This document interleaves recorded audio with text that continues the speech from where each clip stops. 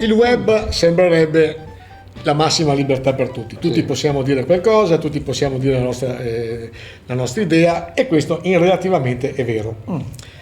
Però adesso faccio un esempio, visto che sono passati un paio di giorni, il fatto di Salvini, che il figlio che ha usato la moto d'acqua della polizia. Secondo me un peccato venialissimo, cioè. Vabbè, insomma. Però chi frequenta i social, sia Twitter e in particolar modo Facebook, se qualcuno si permette di fare una critica anche a questo fatto, è stato io personalmente, che avevo fatto una critica abbastanza blanda, dicendo che a me personalmente disturbava il fatto che la polizia avesse vietato le riprese, oppure volesse addirittura cancellare le riprese, e quindi questo andava contro la libertà di stampa, che è una delle grandi conquiste della nostra democrazia. Però fatto sta che quando sul web metti la notizia, ti massacrano. Se la notizia non piace a tanta gente, ti massacrano. E quindi cos'è la reazione? O vai contro i mulini a vento e cominci a fregartene e vai avanti con la tua campagna stampa. Non sto parlando dell'episodio in particolare, ma in generale. O se no cedi le armi. Ma siccome che per esempio già la settimana scorsa a un sindaco sardo hanno bruciato la casa e la macchina perché aveva fatto delle dichiarazioni impegnative. D'altra parte sappiamo quanto fango si butta addosso a persone magari che non la pensano come noi. Quindi la libertà di stampa in questo momento qua è la chiede a te proprio.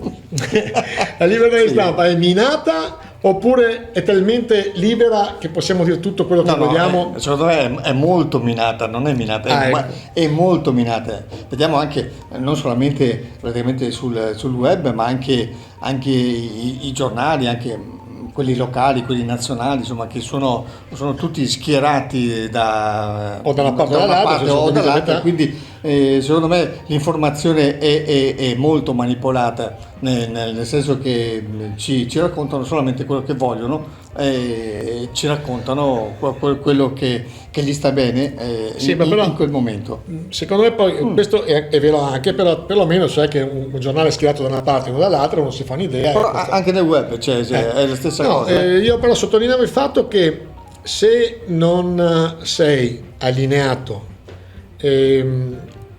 cominci ad aver paura a esprimere un tuo parere. La paura porta che la gente dice che ma chi me lo fa fare? Io parlo nel mio esempio, penso un esempio di un milione di persone. In casa mi dicono ma per qual motivo ti vai a schierare qua contro questo? Cosa ti viene in tasca?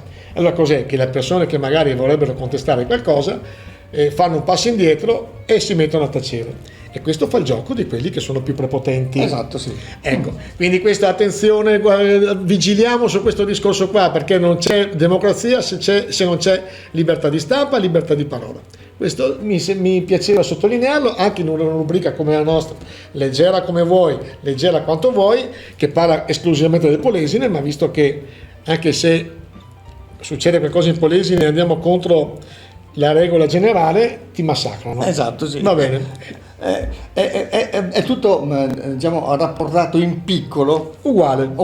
A quanto è nazionale, insomma. Ecco, però noi siamo un po' più piccoli, però insomma diciamo che il risultato finale è sempre lo stesso. Ti faccio un esempio, l'ultimo. Dai. C'è stata praticamente un'acquazione a Taglio di Po e che si è riempita la piazza di acqua. Io ho fatto solo le riprese dicendo due cose semplici proprio. Mi hanno massacrato.